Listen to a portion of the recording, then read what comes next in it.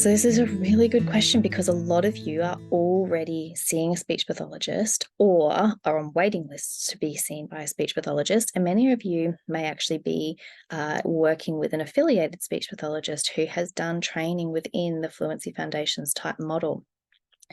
So it's really important to understand how these two things work together. And I feel the best way that I can describe it to you is to give you how I work with families in conjunction with the membership. So all of the families that I work with one-on-one also are part of the membership to be able to have access to this information. So even when I myself am working with a family, I still use the membership because the information that is housed within the membership is so much more comprehensive than what is ever possible within a one-to-one setting in a session, especially when we have a child in the mix, because children are unpredictable and energetic, and it's very difficult to get that really in-depth moment to really discuss the ins and outs and the details of that child's nervous system, their sensitivities, their environment, when that child is in that space with you and a parent. It's just not possible to be able to do it well. So that is the first reason that I created Fluency Foundations, because I had the need myself as a treating therapist to have a resource for families that they could access really comprehensive, integrative knowledge around the real foundations that are necessary for a child to be able to move through their stutter and into fluency.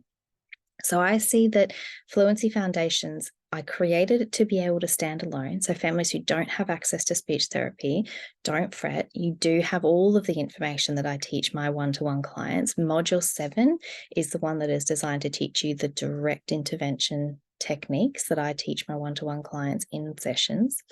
And they're the same techniques that if you're seeing a speech pathologist, that they will more than likely be guiding you through as well.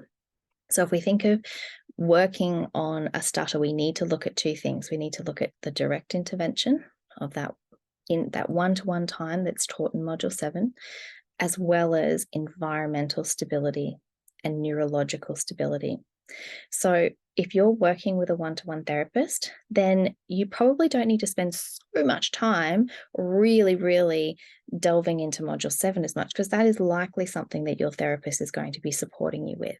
However, all of the other modules are where you're really going to find the difference, because that, again, is the information that you're unlikely to be receiving within a one-to-one setting. First of all, because there isn't time or capacity. Second of all, because this is information that comes from many sources and many different disciplines. So I've created the membership to be as integrative as possible. And that's why you'll see in the interview section on the second page of your landing page, interviews with occupational therapists and naturopaths and play therapists, because this has been a process of pulling information and collaborating with specialists and the people who really are experts in understanding the true integrative foundations that are needed for neurological stability. And that's not something that you find in a one-on-one setting with speech therapists, because they're looking at their zone. They're not going to be looking at all those other zones. So there really is the value of, you can have that support with the one-to-one of that, what Module 7 teaches, and then you can have access to the information that is really what is needed to create those foundations for fluency, but that most of us would not have access to unless we were seeing a child psychologist, a naturopath, an osteopath, an OMT, a play therapist. There are so many disciplines that it's just impossible for us as parents to be able to access all of that, huge scope of information and a huge scope of different professionals to be able to support a child. However, we can access that information through the membership, through those other modules. And so that's where you can be looking at that information between sessions. You can be using that information to seek out other professionals that you think might be necessary. If you're looking through, say, Module 6 on the physical body and you're noticing signs that your child might have some disordered sleep or disordered breathing, there is guides within there of how to find and how to look for the right type of professional to help you with that. Of course, you can consult with your treating speech pathologist on that as well, but there is information that you can learn within the modules to be able to take back to your speech pathologist and tell them, because if they don't know that information, they can't guide you either. And some things can be really tricky and really hidden. And it can be hard as a parent to know what to look for. So that's where Fluency Foundations can really guide you and help you to know what to look for, so that you can then work collaboratively with your speech pathologist to be able to use that information and find out if they have, good recommendations for an OMT, or maybe a pediatric dentist to check airways, or maybe a sleep study, or maybe an ENT if there's any, concern around tonsils or adenoids or ears.